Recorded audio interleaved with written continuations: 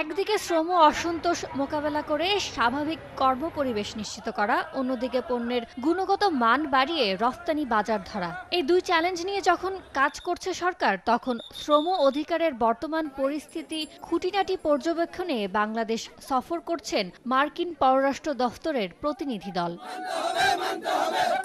ধারাবাহিক বৈঠকের অংশ হিসেবে সোমবার সকালে সচিবালয়ে শ্রম ও কর্মসংস্থান সচিবের সঙ্গে বৈঠক করেন তারা। পরে আয়োজিত সংবাদ সম্মেলনে জানানো হয়, শ্রম বৈষম্য ও ট্রেড ইউনিয়ন করতে না দেয়াকে শিল্প খাতের জন্য বড় সমস্যা হিসেবে দেখছে সরকার। ট্রেড ইউনিয়ন রেজিস্ট্রেশনের ক্ষেত্রে যে এখন বিদ্যমান 20% মেম্বারশিপের প্রয়োজন হয়, এটা রিডিউস করার তাদের একটা রিকমেন্ডেশন আছে। আমরা তাদেরকে বলেছি যে ইতিমধ্যে আমরা এটা নিয়ে কাজ করেছি।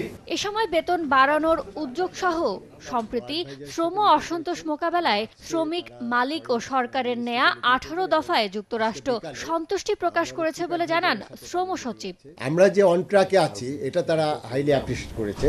আইএলও, ইউরোপিয়ান ইউনিয়ন, জিআইজেড এবং ইউএসএর এই সবার সাথে কিন্তু একই ইস্যু নিয়ে কাজ করছে এবং ওদের যে 11 পয়েন্টের যেটা আছে প্রত্যেকটা জিনিসই কিন্তু আমাদের যে 18 পয়েন্ট যে আমরা এগ্রিমেন্ট করেছি তার বাইরে নয়। এ সময় তিনি নিশ্চিত করেন, আগামী মার্চের মধ্যে সংশোধিত শ্রম আইনে মার্কিন প্রশাসনের দেয়া পরামর্শের প্রতিফলন ঘটবে। এই 3 মাসে আপনারা দেখবেন যে আমরা অনেকগুলো অগ্রগতি করব, প্রত্যেকটা বিষয় অ্যাড্রেস করা হবে এবং তারা সেটা ট্রান্সপারেন্ট ওয়েতে করার বিষয়টা বলেছে। ইন্টারিম গভর্নমেন্টের যারা আছেন সেই উপদেষ্টা মহোদয়ের পরামর্শ মতো আমরা সেই ট্রান্সপারেন্ট ওয়েতেই আমরা এই কাজগুলো করব।